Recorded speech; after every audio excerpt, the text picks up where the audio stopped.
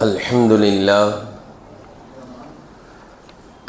لله رب العالمين والصلاة والسلام على سيدنا محمد وآله وصحبه أجمعين أما بعد فقد قال الله تبارك وتعالى في القرآن الكريم وما من دابة في الأرض إلا على الله رزقها ويعلم مستقرها ومستودعها كل في كتاب مبين صدق الله العلي العظيم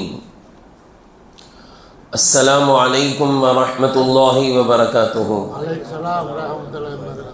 கண்ணியத்திற்குரிய கனவான்களே, பெரியோர்களே, அல்லாஹ்வின் நல்லடியார்களே, அல்லாஹ்வின் பேரருளால் 9வது தராவீஹை முடித்து குர்ஆனில் 11 ஜுசுக்களை நாம் செவியேற்று அமர்ந்திருக்கின்றோம்.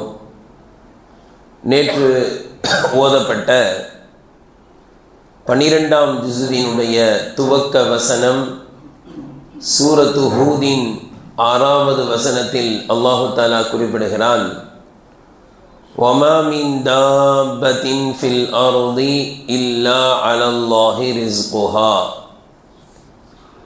பூமியின் மீது இருக்கக்கூடிய எந்த உயிரினமும் அவற்றுக்கு உணவளிக்க அல்லாஹ் பொறுப்பேற்று கொள்ளாமல் எந்த உயிரினமும் பூமியின் மீது இல்லை.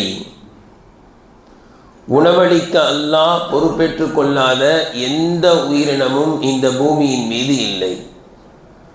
பூமியில் இருக்கக்கூடிய எந்த உயிரினமாக இருந்தாலும், அது பறக்கக்கூடியவைகளாக இருந்தாலும், நடக்கக்கூடியவைகளாக இருந்தாலும், அல்லது ஊர்ந்து செல்லக்கூடியவைகளாக இருந்தாலும், அல்லது நீரில் நீந்தி செல்லக்கூடியவைகளாக இருந்தாலும் சரியே, எல்லா உயிரினங்களுக்கும் உணவளிக்கின்ற பொறுப்பை அல்லாஹ் ஏற்றுக்கொண்டிருப்பதாக அல்லாஹு தஆலா இங்கு கூறுகிறான். மேலும் அல்லாஹ் கூறுகிறான், வயஅலமு முஸ்தகர்ரஹா வ முஸ்தௌதஅஹா. அந்த உயிரினங்களின் வசிப்பிடத்தையும் இன்னும் அவை போய் சேருகின்ற இடத்தையும், வசிப்பிடத்தையும் போய் சேருகின்ற இடத்தையும் அவன் அறிகின்றான் என்று வருகிறது. வசிப்பிடம் என்பது உயிரோடு வாழக்கூடிய நேரத்தில் அவர் எங்கெல்லாம் சுற்றி திரிவார், எங்கெல்லாம் தங்குவார் என்ற இடத்தையும் குறிக்கும். அவர் இந்தியாவில் இருப்பாரா, எத்தனை நாள் அவர் அமெரிக்காவில் போய் இருப்பார், இப்படி எல்லாம் அல்லாஹ்வுக்கு தெரியும். அல்லது தாயின் கருவறை, இவர் எந்த தாயின் கருவறையில் இருந்து வருவார், அதே போன்று எந்த தந்தையின் முதுகத்தண்டிலிருந்து இவர் வருவார் என்பதையெல்லாம் அல்லாஹ் அறிந்தவனாக இருக்கின்றான். இதே போன்று போய் சேரும் இடம் என்று சொன்னால் கடைசியாக அவர் எங்கு வைத்து மரணம் அடைவார், இவை அனைத்தையும் அல்லாஹ் அறிந்தவனாக இருக்கின்றான். நாம் பார்க்கிறோம், எத்தனையோ நபர்கள் இங்கு இருப்பார்கள், உம்ராவிற்கு செல்கிறேன் என்று செல்வார்கள், மக்காவில் வைத்து மரணம் அடைவார்கள், அல்லது மதீனாவில் வைத்து மரணம் அடைவார்கள். இப்படி எங்கு அவர் மரணிப்பார் என்பதையும் அல்லாஹ் அறிந்தவனாக இருக்கின்றான். எவ்வளவு உணவு உண்ணுவார் என்பதை அல்லாஹ் அறிந்தவனாக இருக்கின்றான்.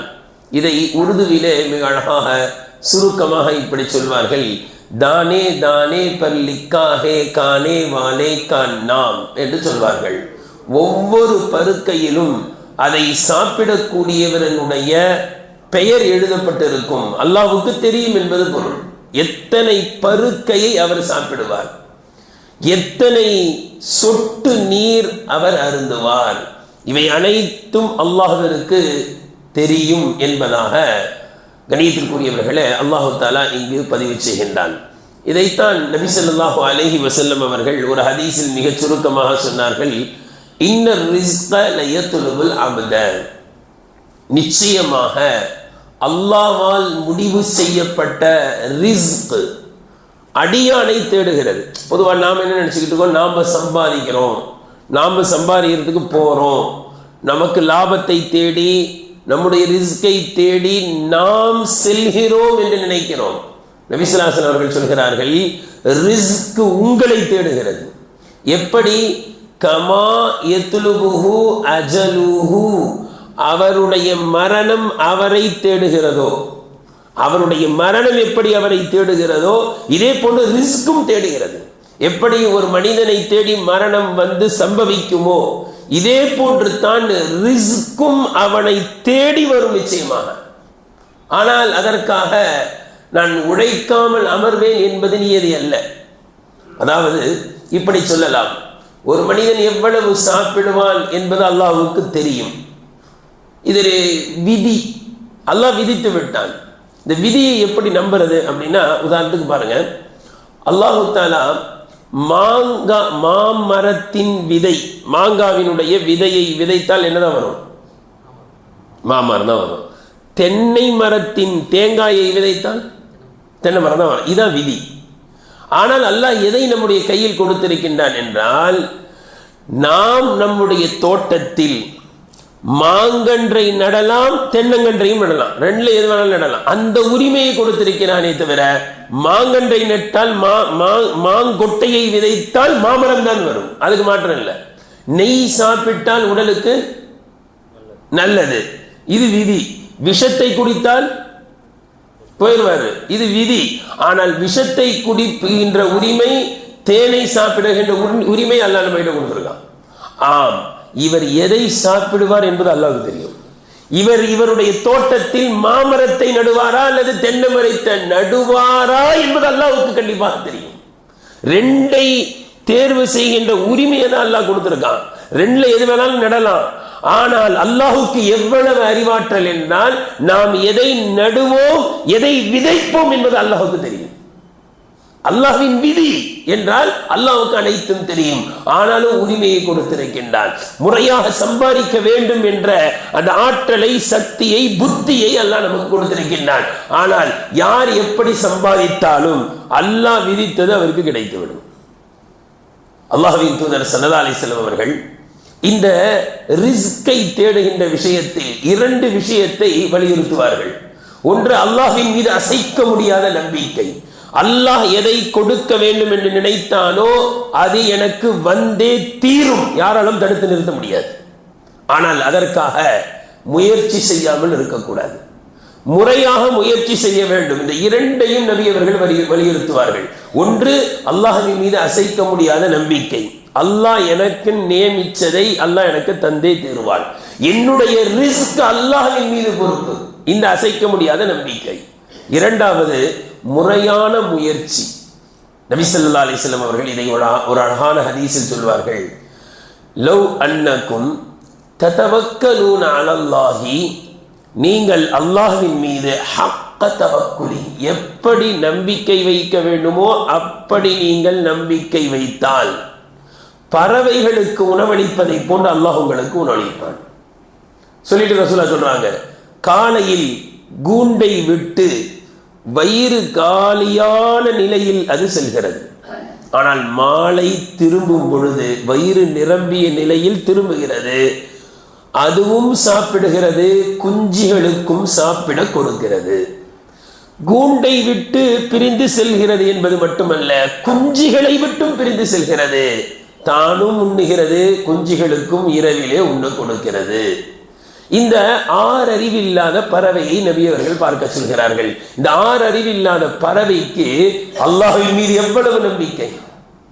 ஆறறிவில்லாத பறவைக்கே அல்லாஹ்வின் மீது நம்பிக்கை என்றால், அது உழைக்கிறது என்றால், அல்லாஹ் அந்த பறவைக்கு கொடுக்கிறான் என்றால், ஆறறிவுள்ள மனிதனாகிய நாம் அல்லாஹ்வின் மீது எவ்வளவு நம்பிக்கை வைக்க வேண்டும், எவ்வளவு சீராக முயற்சிக்க வேண்டும். இந்த இரண்டையும் செய்தால் நிச்சயமாக அல்லாஹ் கொடுப்பான்.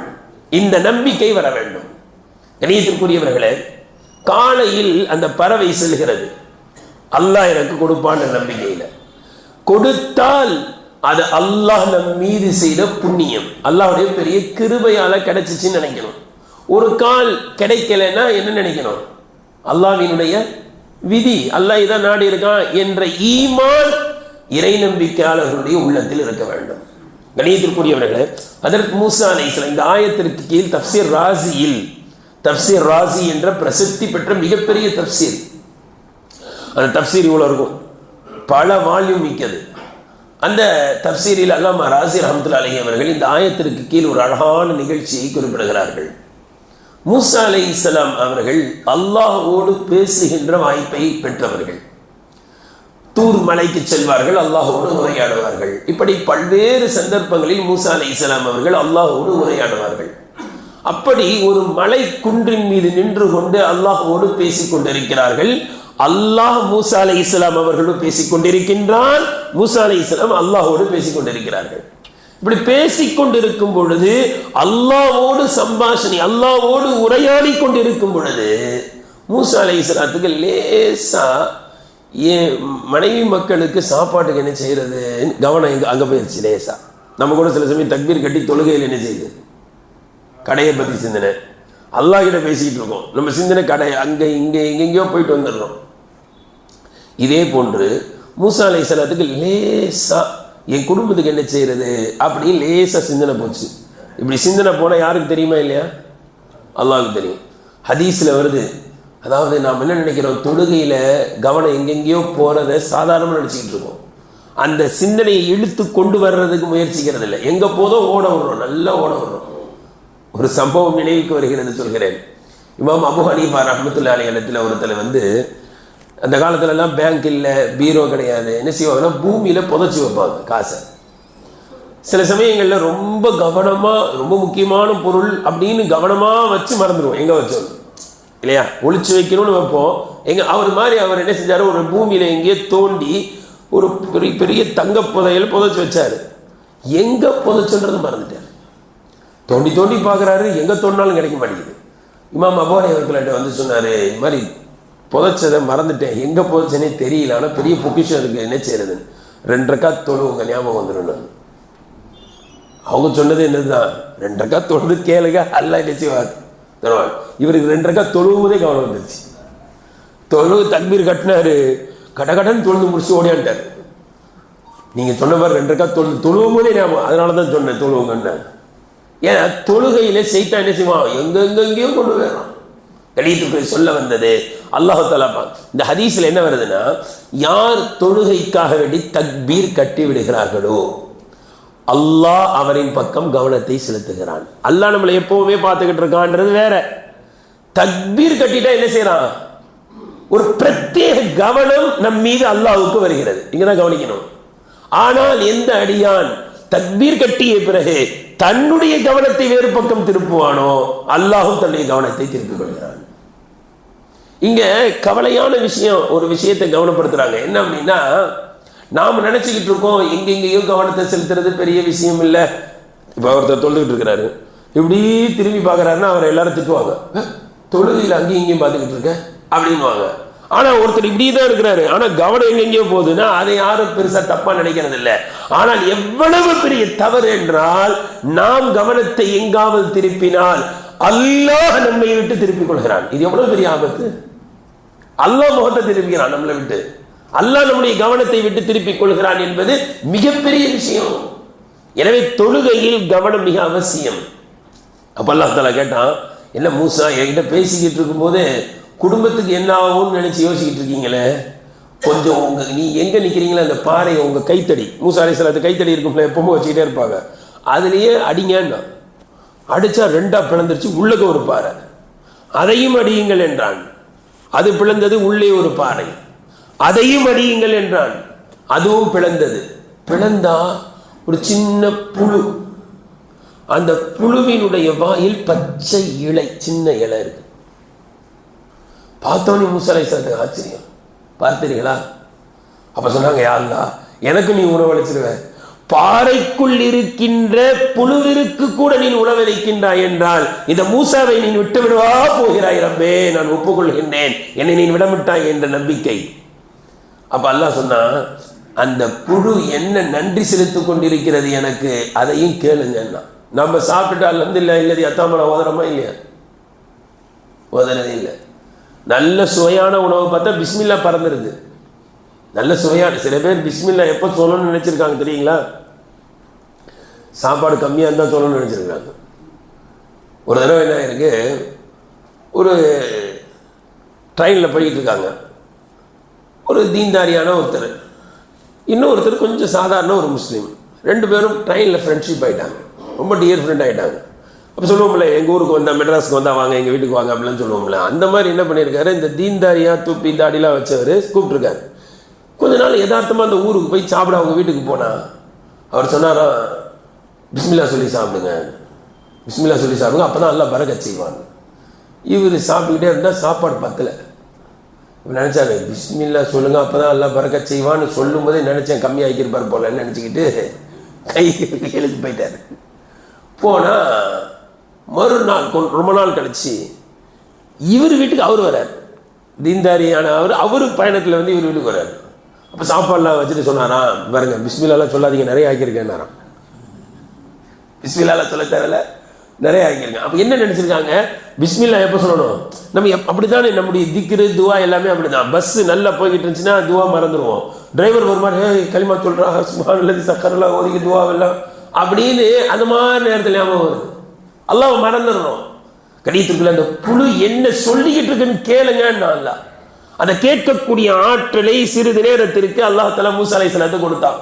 பார்த்தா அந்த புழு என்ன சொல்லிக்கிட்டு இருக்கு, சுப்ஹான மன் யரானி, ரப்பே என்னை பார்த்து கொண்டிருக்கின்ற உனக்கே எல்லா புகழும், உன்னை போற்றி புகழ்கிறேன்.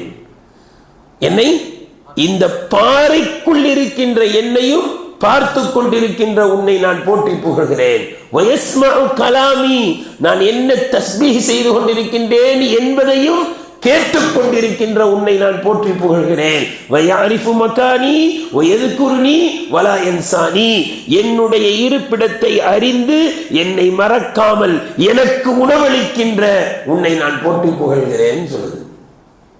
மூசா அலைஹிஸ்ஸலாம் ஆச்சரியப்பட்டாங்க, ரப்பே உன்னை நான் போற்றி புகழ்கிறேன்.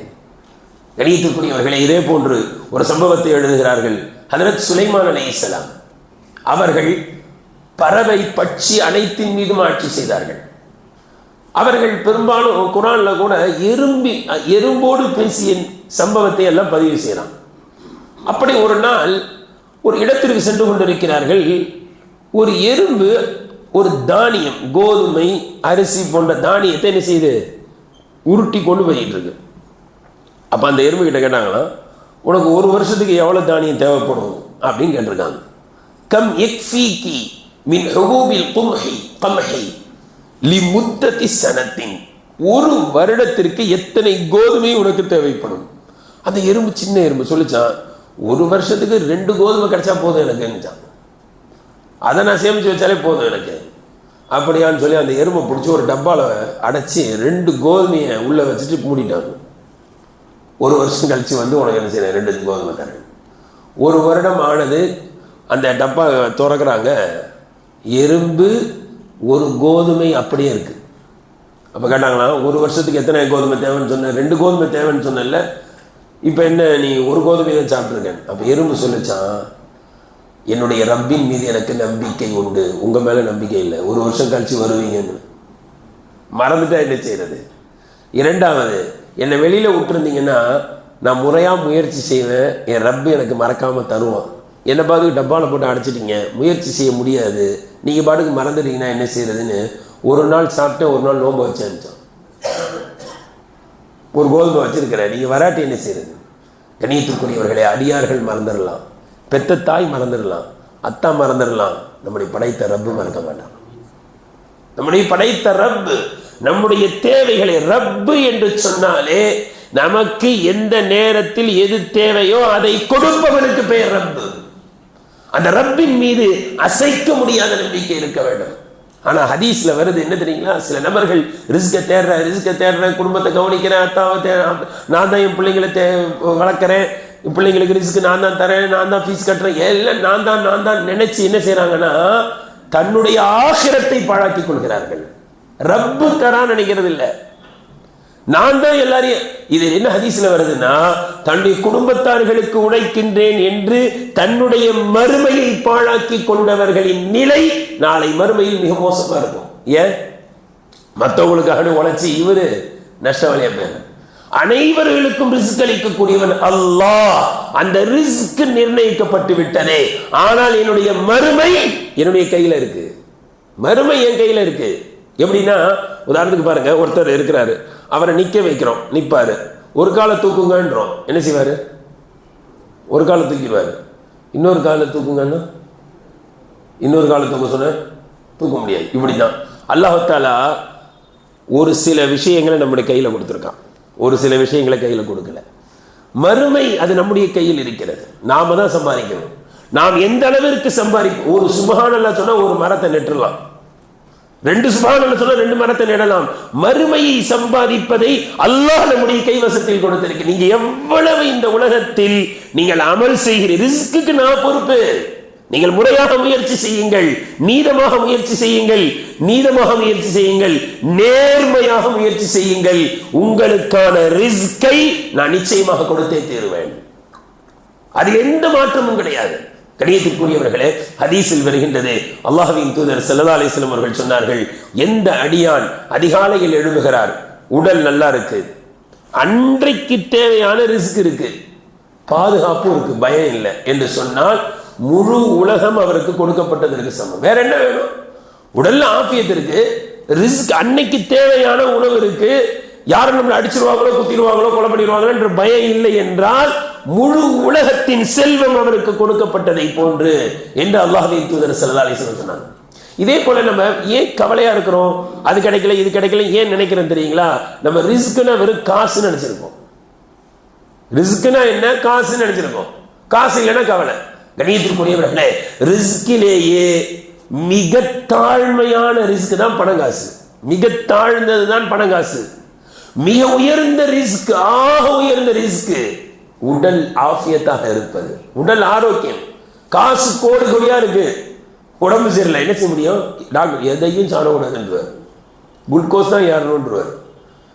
ஆஃபியத், உடல் ஆரோக்கியம் தான் ஆலா தரஜாத்தி ரிஸ்க். ரிஸ்கினுடைய படித்தரங்களில் மிக உயர்ந்த படித்தரம் எதுதான்? ஆஃபியத். அல்லாஹ் உடம்பு ஆஃபியத்தா வச்சிருக்கானா, அல்லாஹ்வுக்கு நன்றி செலுத்தணும். அடுத்து சொல்றாங்க, அல்லாஹ் கொடுக்கக்கூடிய ரிஸ்கிலேயே மிக உயர்ந்தது ஆஃபியத், ஆரோக்கியம். அல்லாஹ் கொடுக்கக்கூடிய ரிஸ்கில் மிக சிறந்த ரிஸ்க் எதுவென்றால் நல்ல சாலிகான பிள்ளைகள். நாம பெத்த பிள்ளைங்க நல்ல பிள்ளைகளா இருந்தா அல்லாஹ் கொடுத்த ரிஸ்கிலேயே சிறந்த ரிஸ்க் சாலிகான பிள்ளைகள். அல்ல நல்ல பிள்ளைங்களை கொடுத்துருக்கான்ல, ஃபீஸ் கட்ட பணம் இல்லைன்னு ஏன் கவலைப்படுறீங்க? உங்க பிள்ளைங்க நல்ல பிள்ளைங்க இல்லையா? கொஞ்சம் கஷ்டப்பட்டு ஃபீஸ் கட்டுறீங்க, பிள்ளைகள் நல்ல பிள்ளைகளா? அல்லாஹ் கொடுத்த மிக சிறந்த ரிஸ்க் நல்ல சாலிகான பிள்ளைகள். அடுத்து சொல்றாங்க, பரிபூர்ணமான ரிஸ்க் எது தெரியுங்களா? நம்மை அல்லாஹ் பொருந்தி கொள்ளக்கூடிய வாழ்க்கையை நம்ம மேற்கொள்றோமா, தீன்தாரியா வாழ்றோமா? இதுதான் அல்லாஹ் கொடுக்கக்கூடிய ரிஸ்கிலேயே பரிபூர்ணமான ரிஸ்க்ன்றாங்க. இது போன்று பல ரிஸ்க்குகள், மன அமைதி, நல்ல சிந்தனை, அறிவாற்றல், புத்தி கூர்மையான பிள்ளை கிடைச்சிருக்காங்க, பெரிய ரிஸ்க்குங்க. காசு பணம் கையில இல்லைன்னு, நல்ல சாலிகான மனைவி கிடைச்சிருக்காங்க, பெரிய ரிஸ்க். நல்ல குழந்தை கிடைச்சிருக்காங்க, பையன் நல்ல படிக்கிற பையனா இருக்கான், சீரிய சிந்தனை ஏற்படுகிறது, கள்ளம் கபடமற்ற இதயத்தை அல்லாஹ் கொடுத்திருக்கான், தாயினுடைய பாசத்தை நமக்கு கொடுத்திருக்கான், அத்தா அம்மாவுடைய துஆ நமக்கு கிடைக்குது, பெரிய ரிஸ்க். சகோதரர்களுக்கு மத்தியில் ஒற்றுமை, அண்ணன் தம்பி ஒரு குடும்பத்தில் ஒற்றுமையா இருக்கிறாங்க, பெரிய பாக்கியம், பெரிய ரிஸ்க். இப்படி பல்வேறு ரிஸ்க்குகளை அல்லாஹ் தஆலா நமக்கு கொடுத்து, நல்ல நண்பர்கள் கிடைப்பது, நல்ல ஃப்ரெண்ட்ஸ் நமக்கு கிடைச்சிருக்காங்க, அதுவும் ஒரு ரிஸ்க். எனவே ரிஸ்க் என்றால் காசு பணம் தான் ரிஸ்க் என்ற முடிவுக்கு வரும் பொழுதுதான் கவலையா இருப்போம். இவை அனைத்தும் அல்லாஹ் கொடுத்த ரிஸ்க். ரிஸ்கை தேடுவதற்கு முறையான முயற்சின்னு சொல்றோம்ல, இஸ்லாமிய பார்வையில், குர்ஆன் ஹதீஸினுடைய பார்வையில் ரிஸ்க் கிடைப்பதற்கு இன்னும் சில காரியங்களை நாம இஸ்லாமியர்கள் என்ற அடிப்படையில் சில காரியங்களை செய்ய வேண்டியிருக்கு. அதை செய்தால் நமக்கான ரிஸ்க் என்ன செய்யும்? இலகுவாக இன்ஷா அல்லாஹ் கிடைத்துவிடும். அதில் முதலாவது காரியம் என்ன அப்படின்னா, அல்லாஹ் இதுவரைக்கும் கொடுத்ததற்கு நன்றி செலுத்துவது. குர்ஆன்ல என்ன வருது? லஇன் ஷக்கர்தும் லஅஸீதன்னகும். கொடுத்ததுக்கு நீங்க நன்றி செலுத்துங்க, நான் அதிகமாக கொடுப்பேன்றான். அப்ப அல்லாஹ் கொடுக்கிறதுக்கு நாம் என்ன செய்யணும்? இது வரைக்கும் கிடைச்சிருக்க அல்ஹம்துலில்லாஹ் சொல்றோம். மாஷா அல்லாஹ். ரிஸ்க் கிடைச்ச ரிஸ்க்கு நன்றி செலுத்தினால், இப்ப ஒன்றும் இல்லை, ஒரு மிஸ்கீனுக்கு என்ன செய்யணும்? 2 பேருக்கு உதவி செய்யணும். போன ரம்ஜான்ல ஒரு 2 பேருக்கு 5000 ரூபாய் கொடுத்தோம். ஒருத்தர் நம்மளை பார்க்கும்போது சிரிச்சு பேசுறாரு, இன்னொருத்தர் நம்மளை கண்டுக்கவே மாட்டேங்கிறாரு, என்ன செய்வீங்க? இந்த மனுஷன் 5000 ரூபா கொடுத்தோம் ஒன்று கண்டுக்கவே மாட்டோம் அப்படின்னு வருமா இல்லையா? ஒருத்தர் உங்களுக்கு வருஷம் முள்ள என்ன செய்கிறாரு? சலாம் போட்டுக்கிட்டே இருக்கிறாரு, என்ன செய்வீங்க? அல்லாஹ் தஆலா சலாம் சொல்லக்கூடிய நிலையில் அல்லாஹ் வைப்பானாக. யாருக்கும் சலாம் போட வேண்டிய அவசியம் வரக்கூடாது. அவர் சலாம் போட்டுக்கிட்டே இருக்காருன்னு என்ன செய்வீங்க? சரி ஒரு தருவோம், என்ன வருமா இல்லையாங்க? இதே மாதிரி தான் அல்லாஹ் சொல்கிறான், நீ எனக்கு நன்றி கொடுத்ததுக்கு நன்றி செலுத்து, சாப்பிட்டா அல்ஹம்துலில்லாஹ்னு சொல்லு, தண்ணி குடிச்சா அல்ஹம்துலில்லாஹ்னு சொல்லுங்க. இது சொல்லிக்கிட்டே இருந்தா அல்லாஹ் தஆலா என்ன செய்வான்? அதிகமாக கொடுப்பேன்றான். அப்போ ஒன்று ரிஸ்கை தேடுவதற்கு முதல் விஷயம் என்னதுங்க? நன்றி செலுத்துவது. இரண்டாவது இறையச்சத்தோடு வாழ்வது. அல்லாஹ் குர்ஆன்ல சொன்னான், யா வமன் யத்தகில்லாஹ யஜ்அல் லஹு மக்ரஜா வ யர்ஸுகுஹு மின் ஹைஸு லா யஹ்தஸிப். என்னை அஞ்சி வாழக்கூடியவர்களுக்கு எந்த பிரச்சனை வந்தாலும் தீர்த்து வச்சிருவேன்றான். டோன்ட் கவலையே பட மாட்டாங்க. எப்படிப்பட்ட சிக்கல் வந்தாலும் மஹ்ரஜ் அப்படின்னு சொன்னா, நீங்க அரபு நாட்டுக்கெல்லாம் போனீங்கன்னா இந்த இங்கிலீஷ்ல என்ன பண்ணுவாங்க, வெளியேறி செல்லும் வழிக்கு அப்படி போட்டிருப்பாங்கல்ல, அரபியில மஹ்ரஜ்னு போட்டிருப்பாங்க. நீங்க அவசரமா இப்படி ஓடிடுங்க வெளியிலன்னு. அல்லாஹ் சொல்ல மஹ்ரஜ், நீங்க எந்த சிக்கல்ல மாட்டினாலும் மஹ்ரஜை நான் ஏற்படுத்தி தருவேன். எந்த சிக்கலா உங்களை வெளியில கொண்டு வந்துருவேன். எப்ப இரையச்சம் உள்ள வாழ்க்கையை மேற்கொண்டால் சொல்லிட்டு சொல்றான், நீங்கள் அறியாத புறத்தில் இருந்து ரிஸ்கை தருவேன். எனவே இரண்டாவது விஷயம் என்னதுங்க? இரையச்சம் உள்ள வாழ்க்கை. மூன்றாவது என்ன அப்படின்னா, அடுத்தவர்களுக்கு உபகாரம் செய்யறது. கொடுத்தா கம்மி ஆயிரும், தயவு செஞ்சு நினைக்காதீங்க. நீங்கள் சதகா தான தர்மங்கள் செய்தால் அல்லாஹ் அதை பன்மடங்காக ஆக்கி தருவான். அல்லாஹ் குர்ஆன்ல சொல்லும்போது என்ன சொல்றான்? ஏழை எளியோர்களுக்கு கொடுத்து உதவுங்க அப்படின்றத அல்லாஹ் என்ன செய்யறான்னா, எனக்கு கடனா கொடுங்க அப்படின்னு கேட்கிறான். அழகிய கடனாக கடன் கொடுப்பவர்கள் யார்? அல்லாஹ்வுக்கு போய் கடனா கொடுக்க முடியும்? கடன் என்ற ஏழை எளியோர்களுக்கு கொடுக்கக்கூடிய தான தர்மங்களுக்கு அல்லாஹ் வைக்கக்கூடிய பெயர் என்னதுங்க? கடன். அழகிய கடன்றான். ஏன் சொல்றான் தெரியுங்களா? கடன் யார்கிட்டயாவது வாங்கினா அதை என்ன செய்யணும்? கண்டிப்பா திருப்பி கொடுக்கணும். யார் சொல்றா? அல்லாஹ். அந்த அல்லாஹ் நம்ம கிட்ட கடன் தான். ஏழைகளுக்கு கொடுக்குறியா, அது கடன் தான்ப்பா, நான் கடனா தான் வாங்குறேன்றான். அப்ப நிச்சயமா நிச்சயமாக நான் திருப்பி கொடுப்பேன், நீ கொடுத்து பார், நானும் கொடுப்பேன், கண்டிப்பாக கொடுப்பேன்.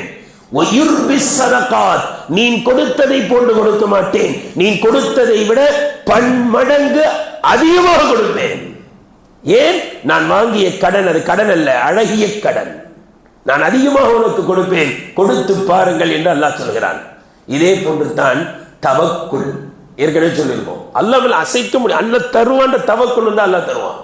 இதற்கு ஒரு அழகான உதாரணம் சொல்றாங்க. தவக்குல்ல மிகப்பெரிய, இந்த உயிரினங்கள்லயே ரொம்ப பெரிய தவக்குள் எதுக்கு இருக்கு அப்படின்னா, 8 கால் பூச்சிக்கு ரொம்ப தவக்குள் இருக்கான். சிலந்தி பூச்சி இருக்கு இல்லையா, அந்த மாதிரி தவக்குள் அல்லாஹ்வின் மீது நம்பிக்கை வேற எதுக்குமே இல்லைன்றாங்க. ஏன்? என்ன செய்யும்? அது ஒரு மூலையில வலை பின்னும், அழகா செய்ய வேண்டிய முயற்சி என்ன செய்யும்? கரெக்டா பின்னும். அது அதனுடைய தங்குமிடம் வீடு மட்டுமல்ல, அதுதான் வேட்டையாடுவதற்கான களம், ரிஸ்க்குக்கான களம். அதுதான் கடை, அதுதான் வீடு, அதுதான் கடை. அழகா பின்னிட்டு என்ன செய்யும்? அங்கேயே உட்காந்துருக்கும், இறங்கி எங்கேயும் வராது. நாமளா ஒட்டடை அடிக்கிறேன்னு அடிச்சாதான் கீழே குதிக்கும், இல்லைன்னா அது எங்க உட்காந்துருக்கும்? அந்த வலையை நேர்த்தியாக பின்னி அங்கேயே உட்காந்துருக்கும். தவக்குல். நான் இங்க இருப்பேன், அல்லாஹ் என்ன செய்வான்? கண்டிப்பா தருவான். சில பேர் பார்க்கலாம், காய்கறி எடுத்துக்கிட்டு லோ லோ லோன்னு அலைவாங்க. சில பேர் என்ன செய்வாங்க? ஒரு கடையை பிடிச்சி அல்லான்னு உட்காந்துருவாங்க. கஷ்டம் பேர் அல்லா கொண்டு வருவான் பாரு, நான் ஏன் போறேன்? இந்த மாதிரி அது தவக்குள் உட்காந்துருச்சு அங்கேயே. அல்லாஹ் என்ன தெரியுமா செய்யறான்? இது லோ லோன்னு அலையாது. எது? 8 கால் பூச்சி. இன்னொரு பூச்சி இருக்கு, லோ லோ லோன்னு அலைஞ்சிக்கிட்டே இருக்கும், பெரிய அலைஞ்சான். அது எது? ஈ. மாம்பழத்தை வெட்டி வைங்க, உட்காந்துரும். ஒருத்தர் மாம்பழத்தை சாப்பிட்டுக்கிட்டு இருக்காரு, அவர் காலில் புண்ணு இருக்குன்னு வைங்க, என்ன செய்யும்? மாம்பழத்தில் உட்காந்து உடனே என்ன செய்யும்? புண்ணில் உட்காரும். புண்ணில் உட்காந்து திருப்பி என்ன செய்யும்? அலைஞ்சான். எது எங்க கிடைச்சாலும் போய் உட்காந்துரும். நஜீஸு நஜீஸு என்ன செய்யும்? படக்குமே அங்கே உட்காந்துரும். இப்படி அலைஞ்சான். இந்த அலைஞ்சான் இருக்கு பார்த்தீங்களா, இதை என்ன திரும்ப செய்யறான்? அலையவே அலையாத அல்லாஹ் மீது தவக்கலோடு இருக்கக்கூடிய அந்த சிலந்தி பூச்சிக்கு இந்த அலைஞ்சா ஈய கொண்டு போய் ரிஸ்க் ஆகிட்டான். நீ அலையிறிய, ரொம்ப அலையிறிய, பேராசை, ரொம்ப பேராசைப்படாத அந்த சிலந்தி பூச்சிக்கு நீ போய் இரையாக ரிஸ்க் எப்படி தராம பாருங்க கணியத்திற்குரியவர்களே. அப்ப தவக்குள் அல்லாஹ்வின் மீது அசைக்க முடியாத நம்பிக்கை. இதே போன்று இருக்க நம்ம ரிஸ்கை தேடுவதற்கான இன்னொரு முயற்சி இஸ்திக்ஃபார். அதை சொல்லுவதற்கான அந்த ஹதீஸ் எல்லாம் ஃபுல்லா சொல்லுவதற்கு நேரம் இல்லை. இஸ்திக்ஃபார் செய்யுது. நாம செஞ்ச தவறுகள் இருக்கு பார்த்தீங்களா, அந்த பாவங்கள் ரிஸ்கை தடுத்துரும். இப்போ ஒன்றுமே இல்லை, நம்ம பிள்ளைங்க சொல் பேச்சு கேட்குற பிள்ளை, சொல் பேச்சு கேட்காத பிள்ளை என்ன செய்யறாங்க? சில சமயம் அத்தா என்ன செய்யறாரு, சொல் பேச்சை கேட்குற பிள்ளைக்கு சொத்தை நிறைய எழுதி வச்சிருக்காரு, வைக்கிறாரா இல்லையா? இன்னொரு பையன் தப்பு செஞ்சு அத்தா தான் மன்னிச்சிங்கத்தான்றாரு. என்ன செய்வாங்க? என்ன செய்வார்? அத்தா மன்னிச்சுக்குவாரு. இது போன்ற யார் குர்ஆன்ல வருது, நீங்கள் அல்லாஹ்விடத்தில் பாவ மன்னிப்பு தேடுங்கள், அல்லாஹ் மழையை தருவான், தோட்டம் துறவுகளை தருவான். சூரத்து நூஹ்ல இருக்கு. இஸ்திக்ஃபார் செய்தால் என்ன செய்யும்? ரிஸ்க் தன்னால தேடி வரும். அடுத்து நாம் செய்ய வேண்டியது நல்ல அமல்கள். உதாரணத்திற்கு ஹஜ் செய்தல். நிறைய பேருக்கு அல்லாஹ் வசதி வாய்ப்பு கொடுத்து கூட என்ன செய்யல, ஹஜ் செய்ய மாட்டேங்கிறாங்க. ஏன் ஹஜ்ஜை குறிப்பிட்டு சொல்கிறோம்? நற்காரியங்கள் செய்தால் ரிஸ்க் தன்னால வரும். அதுக்கு உதாரணம் எது? ஹஜ். ஏன் ஹதீஸ்ல என்ன வருது? யார் ஹஜ் செய்கிறார்களோ அவர்களுக்கு ஏழ்மை வராது. அந்த ஷார்ட்டா இப்படி சொல்லலாம். யார் ஹஜ்ஜுக்கு போய் காபத்துல்லாவை பார்த்து கையேந்தி விட்டார்களோ அல்லாஹ் தஆலா அவர்களை வேறு யாரிடத்திலும் கையேந்தி விட மாட்டான். ஏன் அடியான் என்னுடைய இல்லத்திற்கு வந்து கையேந்தி விட்டான், இவனை இனி நான் யாருடைய கதவிற்கும் செல்ல விட மாட்டேன். ஏன் வாசற்படியை மிதித்தவர்கள் இனி யாருடைய வாசப்படிக்கும் செல்ல வேண்டிய நிலையை நான் ஏற்படுத்த மாட்டேன். எனவே ஹஜ் போன்ற அந்த நற்காரியங்களை நாம் மேற்கொண்டால் இன்ஷா அல்லாஹ் ரிஸ்க் தானாக வரும். எந்த காரணத்தை கொண்டும் ரிஸ்கை தேடுவதற்கு தவறான முயற்சிகளில் ஈடுபடக் கூடாது. சில பேர் சினிமா துறையில் இறங்கிடுறாங்க, பாட்டு கச்சேரின்னு இறங்கிடுறாங்க, ஹராமான காரியத்துக்கு பெறக்கூடாது. கடைசியாக ஒரே ஒரு ஹதீஸை சொல்லி முடிக்கின்றேன். ஃபைன் தஅஸ்ஸர அலைக்கும் ஷைஉம் மின்ஹு, ரிஸ்க் உங்களுக்கு கிடைக்கிறது கஷ்டமா தெரிஞ்சிச்சு, கஷ்டப்படுறோம் கிடைக்க மாட்டேங்குது அப்படின்னு உங்களுக்கு ஒரு மனசுல அப்படி என்ன வந்துச்சுன்னா, ஃபத்லுபுஹு பிதாஅத்தில்லாஹ், அல்லாஹ்வுக்கு வழிபடுவதின் மூலம் ரிஸ்கை தேடுங்கள். என்ன குறைன்னு கொஞ்சம் பார்க்கணும். நான் ஃபஜர் தொழுகையை விடுறேன், ஃபஜர் தொழ ஆரம்பிக்கணும். ஃபஜர் தொழுகிறீங்க, ஜக்காத் சரியா தரல, நான் கரெக்டா என்ன செய்யல, கணக்கு போட்டு ஜக்காத்தை நான் தரல. இப்படி நான் அல்லாஹ்வுக்கு வழிபட்டு நடக்க வேண்டியதில் ஏதோ குறை செய்திருக்கிறேன். ரசூலுல்லாஹ் சொல்றாங்க, ரிஸ்கை தேடுங்கள். எதன் மூலம்? அல்லாஹ்வுக்கு வழிபடுவதின் மூலம் ரிஸ்கை தேட ஆரம்பிங்க. இல்லையா 2 ரக்காத் தொழுவுங்க, அல்லாஹ்விடத்துல கையேந்துங்க, அல்லாஹ் நிச்சயமாக ரிஸ்கை லேசாக ஆக்கி தருவான். அல்லாஹு தஆலா அவன் மீது நம்பிக்கை வைத்து நமக்கான ரிஸ்கை ஹலாலான முறையில் வாங்கி பெறக்கூடிய நல்வழி வாய்ப்புகளை அல்லாஹு தஆலா நமக்கு தருவானாக. வாஹிரு தஅவானா அனில் ஹம்துலில்லாஹி ரப்பில் ஆலமீன். சுப்ஹானல்லாஹி வ பிஹம்திஹி சுப்ஹானக அல்லாஹும்ம வ பிஹம்திக நஷ்ஹது அன் லா இலாஹா இல்லா அன்த நஸ்தக்ஃபிருக வ நதூபு இலைக். سبحان ربك رب العزة عما يصفون وسلام على المرسلين والحمد لله رب العالمين. صلى الله على محمد صلى الله عليه وسلم. صلى الله على محمد صلى الله عليه وسلم. صلى الله على محمد يا رب صل عليه وسلم.